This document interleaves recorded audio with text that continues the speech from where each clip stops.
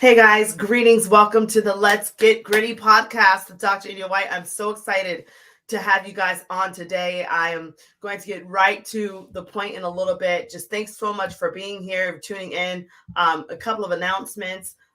The Let's Get Gritty podcast and the Real Talk Show will be featured on the SoulNet WKDH show every Monday through Friday from 10 a.m. to 11 a.m. Eastern Standard Time. So this show, as well as other shows, will be on repeat throughout the week. So you can definitely come back and revisit it. We're so excited to have you here with us today. I'm going to bring on this phenomenal rock star in a little bit.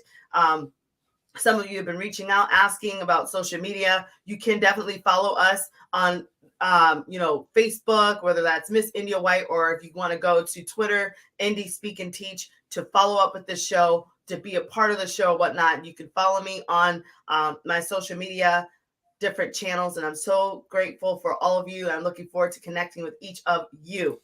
Now, I am so honored and delighted to bring on this show today someone that has been a sister to me, a mentor, an inspiration, someone that I've looked up to, someone that I know that I can pick up the phone and call if I had any questions regarding equity, regarding education space. And, even when I, did my talk on grit, my TED talk on grit, this is someone that kind of came to my mind as someone that has really led the educational space as a gritty rock star in her own right. So no further ado, I want to bring on to the Let's Get Gritty podcast, Dr. Pam Seda. So welcome, Dr. Pam. I'm so glad to have you on the Let's Get Gritty podcast. How are you doing today? I am doing well. I am so excited to be here. Thank you so much for inviting me. It's a pleasure to be here. Well, we are honored to have you. Now, Dr. Pam Seda, some people don't know a lot about you. So can you tell us a little bit about yourself?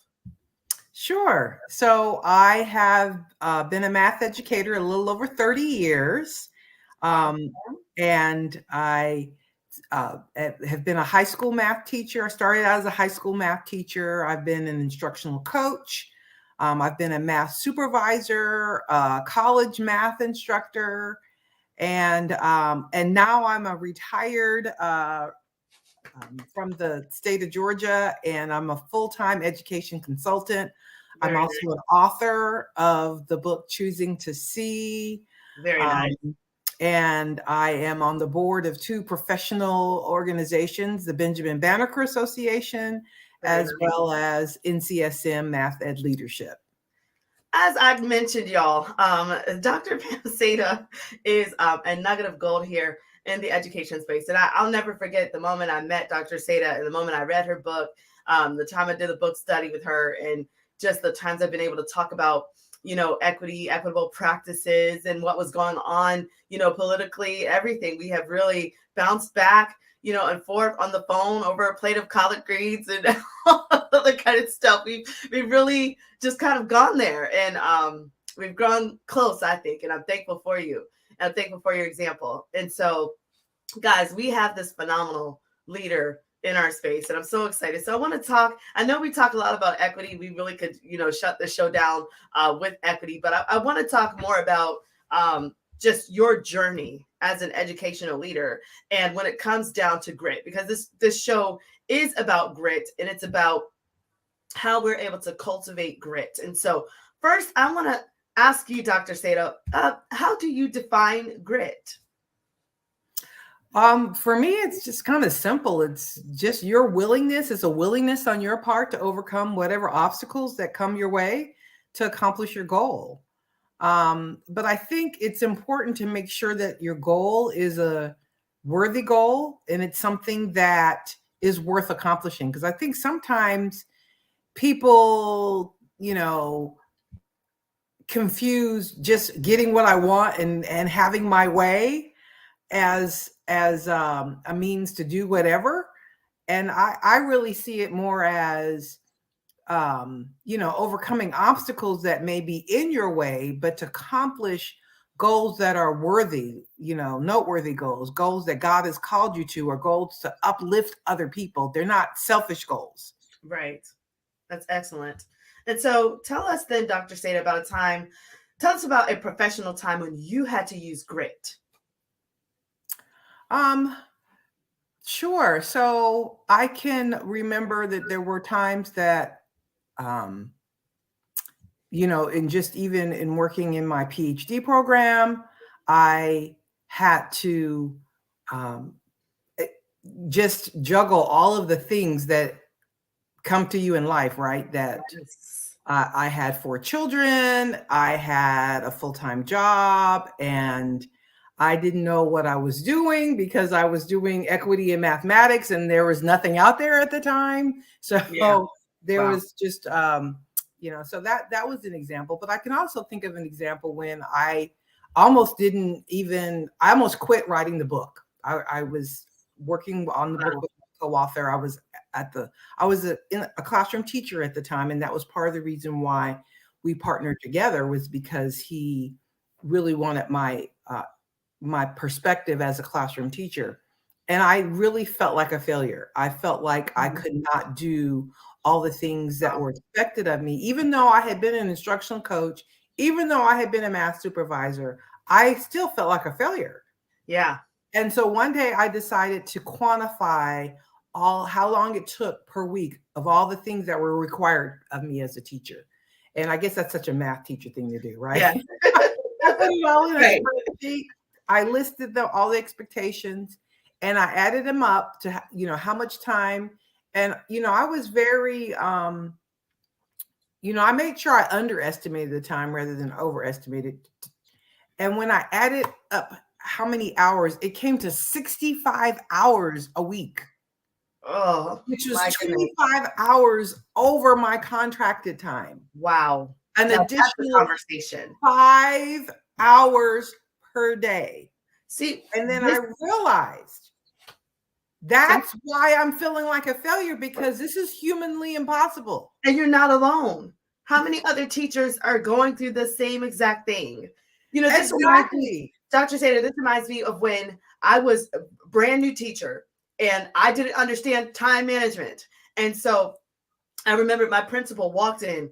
It was 8 o'clock at night, and I'm still preparing a lesson for the week. And he walked in, turned on the light, and he said, "It's time to go home. Go home. Get out." And I was like, "But I've got one more section of the light." He's, "Get out."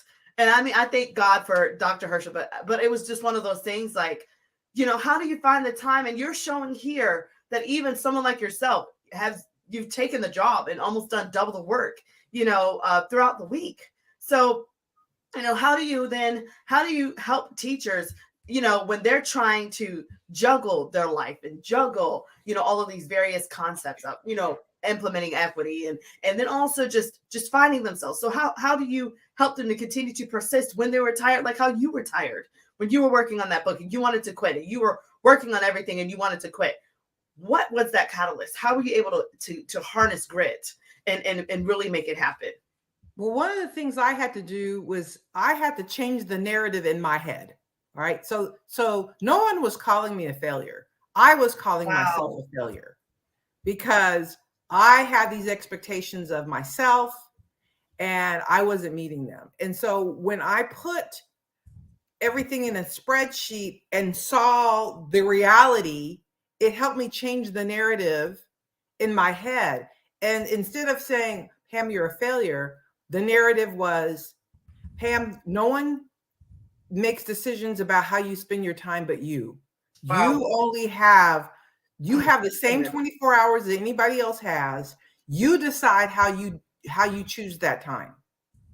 Right. And so I made a decision that when I came into that building, I was going to choose to spend my time in ways that help my kids learn. That was going to be my focus. That was why I was there. That's why I became a teacher. And the other stuff just had to take a back seat. Right. Now, I still had to do some maneuvering. Some things I could just not do. I just ignored. I was like, I'm just not doing that.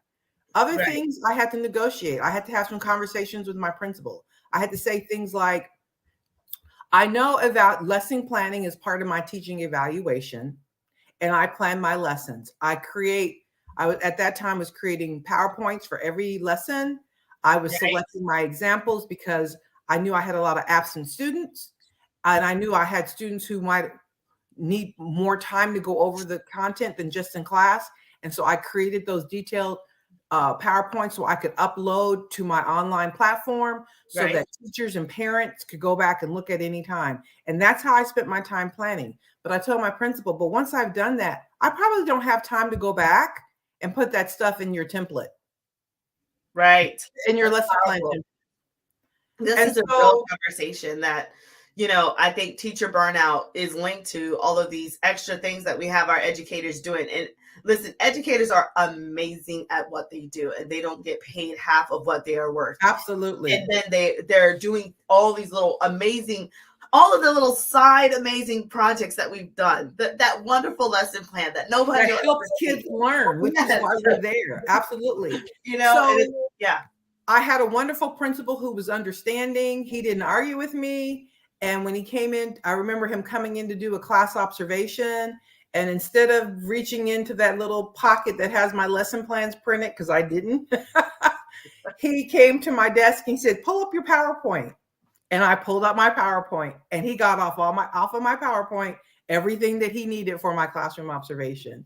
So those were some things that I had to negotiate. I did not come to him and say, I'm not doing A, B, C, and D.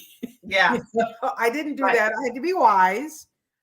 But I realized I had to make choices about how I spent my time, and that nobody could control that but me. Like I was the one who owned that. And I remember my whole attitude and my I just then began to enjoy my job. I mean, that was a turning point for me. Beautiful. And I loved what I did. It just totally changed when I changed the narrative in my head. Wow. And what I believed about myself, that made the total difference. Beautiful. Now, Dr. Seda, some teachers and just educational leaders, they're dealing with hopelessness. You've got some chronic areas of poverty and Title I schools. You've got, crime. You have, unfortunately, mass shootings. You've got people committing suicide. You have drug use. There are different factors that administrators are looking into, math leaders are looking into, just in general. And there's a sense of hopelessness. So when you're looking back at your journey, how did you use grit to thrive through hopelessness? I will say, as a person of faith, I always had hope. And my hope was not in myself and my own abilities, but in God's ability. And so I never was at a place to where I was hopeless, because I knew who my trust in was. Now, as long as I was relying and trusting in my own abilities, sometimes that was okay. But a lot of times I would be in situations where I don't know what to do. I don't know what to say. And that's where, the many stories in the Bible of people being in hopeless situations. Yeah. And I kind of think about it as, I remember a pastor just recently giving a sermon lately. He said, a lot of us want the miracles, but we don't want the mess. Right. Miracles only happen when you are in situations where there is no hope but God. Yeah, right. Exactly. And when you're willing to put yourself in those situations to where you can't do it, that's when God shows up. That's when you see the miracles. That's when you see the strength that you don't know is there. Yeah. That's like story of my life. And I know that there are a lot of people who are fighting, who are saying we're taking God out of schools. As long as there are people of faith in schools, you can't take God out of schools. There's because when I showed up, I said I brought God with me. Right. I don't have to openly, outwardly lead up people in prayer for God's presence to be there. Right. There's students who may seemingly be in hopeless situations, and I understand I can't change everything, but I know a God who can. I know a God who can. That's right. And it just makes me think of just using God to help you get through things. And sometimes God is the one that gives you the strategy to cultivate that grit and get through. He gives you the game plan.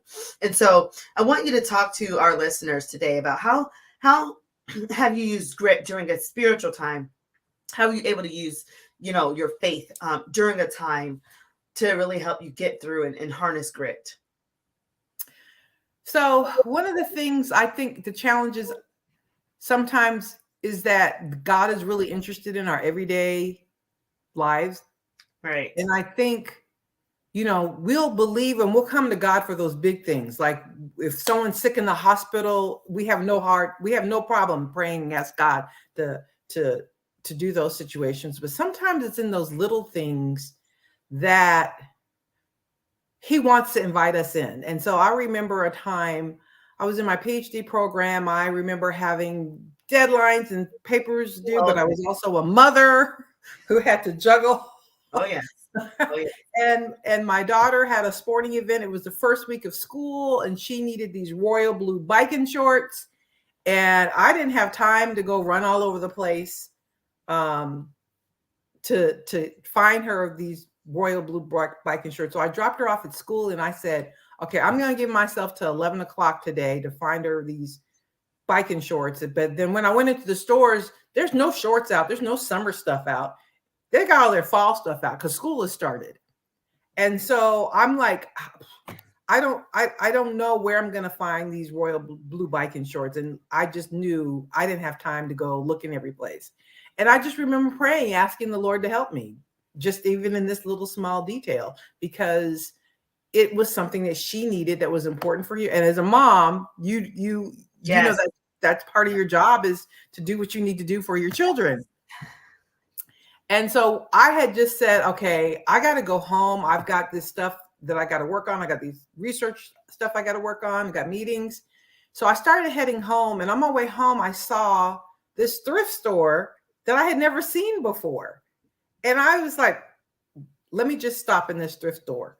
And when I walked in, there was a short section, and I saw this royal blue sticking out. And I found these royal blue biking shorts, and I looked at them. I was like, they look a little small, but I have nothing to lose. They were 40 cents. I said, wow. I have nothing to lose. Let me just get these shorts. Right. And when I got home and she got home, she tried them on, and they fit perfect. Hey, oh my gosh, look at that.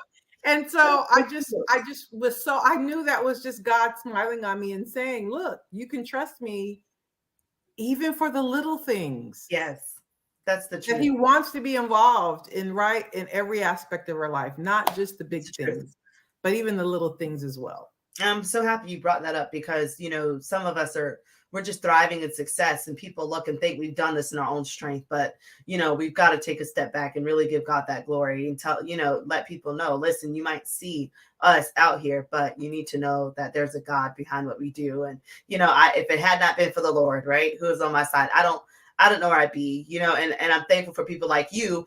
And even in my own life, coming from homelessness to today, being able to go from homelessness to a TEDx stage, I never would have even thought that was an idea. And I don't ever pre-think of things like that. It's just God just kind of does stuff like that, and I give him glory for it. But then to be able to link up with someone like you, who is just really leading in this educational space, is really, I count it a high honor. And so I'm thankful that you shared even a little story about royal blue bike shorts, but the fact that God has seen you through the little things and even the greater, assignments that he's had for you. And you've now been able to help spearhead and lead so many teachers in the work that you do. So thank you for that. And thanks for sharing. And so I want to now kind of keep asking some questions about utilizing grit for success. So my next question for you, Dr. Seda, is when it comes down to utilizing grit for success, what advice do you have to give to a listener? So firstly, I would think almost like even when you're talking about biblical principles, grit is something that you apply to yourself. It's important that you recognize the areas that you need to persevere and not use it as an excuse for why somebody else is not, accomplishing. I've seen people, wow, they are really good about using biblical principles as weapons against other people and say you're not doing right. I think the same thing is true about grit. It's really important to apply grit to our own lives and not weaponize it to say, oh, well, the reason you're not doing well in my class is because you're not gritty enough. That's just, don't do that. And it's, and the thing is like, okay, so in my studies, like I know you've done your studies on equity and which is amazing. I've done equity, but I've also done grit. And so I found that the number one factor for that attributed to the success of students, no matter the background, was grit. I found that if students had enough grit and enough passion and perseverance, for their long-term goals, and they were motivated enough that they were able to thrive through grit, no matter their situation. I've seen students personally. I've had a kid that, he had 17 referrals. We didn't know what was the next step. It was really looking like school to prison pipeline, but, he was able to graduate from, Hillsborough County schools. And he was one of our little shining stars. But to think that this child, had 17 referrals, he was behind in credits, didn't pass ACT, SAT, didn't pass the I think it was the FCAT at the time. Everything was gone for this child. And he was a person of color. And so, it was kind of like everybody was looking for him to strike out. But this child actually persevered. And I remembered he came to my office when I was administrator and sat across from me in the desk. This child cried. Dr. Seda, this boy cried for 20 minutes nonstop. And all I could do was hand him a box of tissues and let this young man cry. And he's crying and wiping, said nothing to me. And then just looks at me and says, all right, miss. And just does the peace sign. All right, miss. And was out. And after that, he turned his whole life around. It was like he took that moment and said, I've got something to live for. He passed the FCAT. I think it was the FCAT back then. Anyway, okay. And so he passed the FCAT or FSA. I think it was the FCAT. Passed the SAT, ACT. Made up all his credits. He was a first generation high school student. And then he got into welding school. But to think that there are students like that you and I, we have the capacity to help teachers reach and to really impact their lives is powerful. And so you talked about, how people need to use it not to weaponize other people, but to really kind of reach in and help children like this young man that I told you about. And so I want to ask you, how have you been able to, when you see people trying to weaponize it, how do you help them to kind of shift it to say it's not to be a weapon. It's supposed to be like a motivating factor. And so what advice do you have for people like that? So, I think about the fact that we are all social beings, and that the fact that you even created that space for that student to cry, that's a social interaction. And so what I realize is oftentimes because we have an educational system that was set up to sort people, we provide some legitimacy to decide who gets to be the professionals, who gets to work in the factories, who gets to work. Like, that's why our schools were created, to provide a legitimate sorting mechanism. Wow. And so we oftentimes, because that's how we were trained and that's the lens we often look at, we oftentimes, then when we look at a student situation, we make assumptions and we pass judgment and say, oh, well, they don't have what it takes to be That's the truth at this level.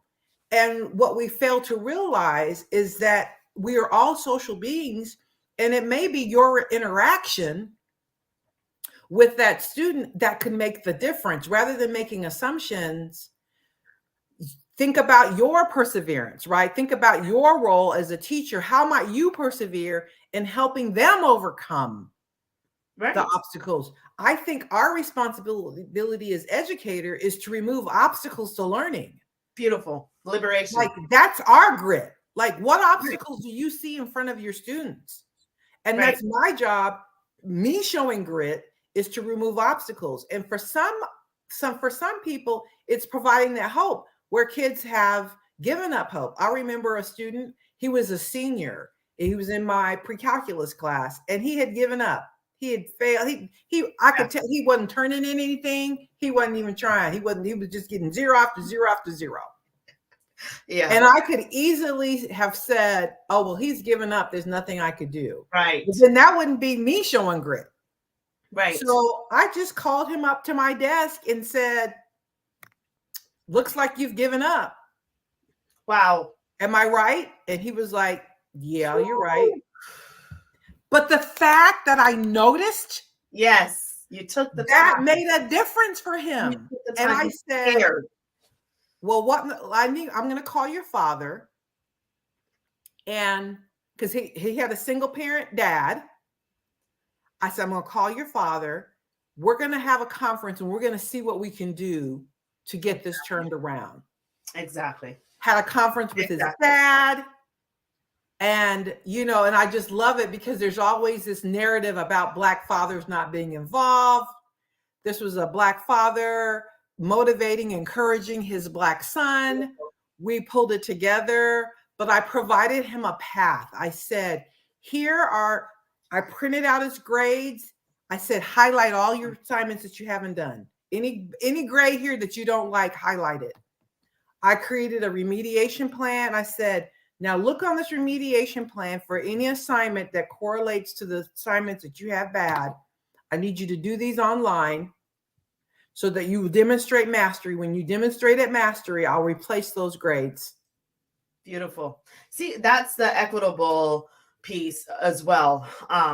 You were able to connect with this child and to his family, but you were also able to provide options. And I really think that this is the direction that we are moving as educators in America. We are starting to open up and say, for one, equity is not always racially charged. Equity is sometimes providing resources, supports, second, third, fourth chances to students who have given up, students who we know don't deserve another chance. And that's exactly what you did here. And this is a part of our passion. This is why we're talking about equity again on the show. But, it's one of those things, like, as an educator, choose to give that child another chance. What good is it if you walk away your school year as an educator and you failed 40% of students because you did what you knew was exactly spot on right according to the book, but you didn't help students? Yeah, you might be right in your grading. You might be completely accurate. But guess what? You let down 40% of students who could have been contributing to society, who could have been in college, could have gone to the military, who could have opened a business. But now, because of your they can't go anywhere. And they're stuck. And now we just throw them into the sides of society and good luck in life. Because as the teacher, I had to be right. And I think that is what challenges. That is what we're challenging now in education, is the grading. What is really, do you really need to put a 0 every time? Can you really offer them another chance? I think it's beautiful that you did that. So, I'm going to get off of that. That's one of my, but I also understood that this was a team effort. It wasn't just me. Right. It wasn't just his dad. Like, the three of us the fact that you brought it up together, yes. Right? To do, it wasn't just me, right? The student had to do the work, but I provided him hope. But you could have let that kid drop to the statistics. You could have. You could have said, I don't have time for this. I'm tired. Like you said, I've got children. I've got a husband. I've got a life. I've got to get home. My daughter has games. My children. So it comes down to, when we are in this education space, we have to say, yeah, I might have a life. I might have a family. I might be blessed, and I might not have the time, but I'm going to make time. And that's the difference maker. And that kind of goes back to that Excel spreadsheet, right? If I'm spending that 64 hours doing that stuff I'm required to do, there's no time to do what I did, which is why I had to go to that decision I made. It was all good. I'm going to make this decision to spend my time doing the things that's going to help my students, not the stuff that's going to make me look good. Right. Not the stuff that's going to make my school look good. I don't care about that. I'm going to spend my time doing the things that help my kids learn. And so some of that stuff that, I had to make some decisions and say, I'm not doing this. This is what I'm prioritizing my time. And those are the things that made me feel good about teaching. Those are the things that made me feel, that motivated me, that made me excited to go to school, because I knew I was impacting that child's life. Right. And I just think that it's, that what you're doing, is spot on, and I'm thankful that you're in this education space. And I know that this show we have we are running close to our time, but this has been beautiful for you guys joining us on the Let's Get Gritty podcast. But before we wrap it up, I do want to ask you one more, just if you had one more nugget of advice for educators and leaders out there that are needing to know, how do they thrive through grit? What is some advice you have? And you can use my acronym if you want: GRIT, resilience, and time.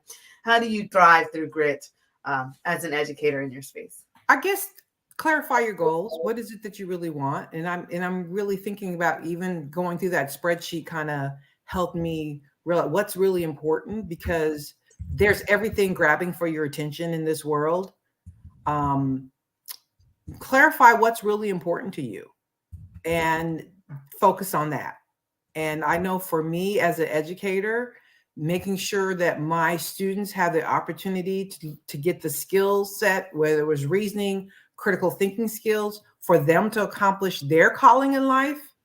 Right. That was what was important to me. That's why I went into education.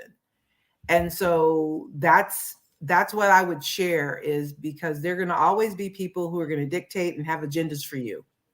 Right. And you need to really clarify what's really important enough for you to spend that time to be resilient, to overcome, because you can't do it all. You can't do everything that people are asking you to do. Find out what's really important and focus on that. And that's beautiful advice. And I'm so thankful that you said that, and that you did put that human element in there, because, we might think that we're Superwoman or Superman, but there are limitations to all of our strengths. So thank you so much, Dr. Seda. And so if we wanted to get in touch with you, do you have a contact information for us that I can display? If people Certainly. So the best way to get in touch with me is through my website, and you can just say pamseda.com. Okay. I am also on Twitter, which is at PamSeda1. You can reach me that way. But like I said, my website probably is the best way to get in touch with me, pamseda.com. Yeah, and they can access like your book and things like that as well, right? Absolutely. Awesome. And guys, I'm going to also display for you her Twitter. So at Pam Seda 1 is her Twitter. Okay. And if you have not signed up for that yet, go ahead and do that. It will bless you. And then, of course, her website, of course, is www.pamseda.com. So thank you so much, Dr. Seda, for tuning in, for you guys joining us. Thank you so much for joining the Let's Get Gritty podcast with Dr. India White. And as I mentioned before, guys, the show will be run with many other phenomenal people, TEDxers, leaders, from Monday through Friday, from 10 a.m. to 11 a.m. Eastern Standard Time on www.soulnetwkdh.com. You can find it also on YouTube, on my page, The Real Talk Show. You can find it also on other social media outlets. You can find it on Twitter as well. So definitely tune into us, spread the word, like and share this podcast, and let people know that you just had a phenomenal time watching Dr. Pam Seda, which, by the way, I don't know if you're have another speaking engagement or something coming up, Dr. Seda, where we can follow you and listen. Well, I am updating. I have an events page on my website that you can kind of see where I am. But my next engagement is in Chicago at the West Suburban Math Institute.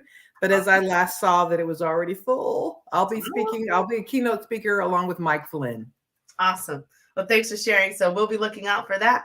And thank you so much again for being on the show today, Dr. Seda. With that said, guys, have a wonderful day. Keep your grit. No matter what, take grit with you. Have a wonderful time, guys. Until next time, let's stay gritty.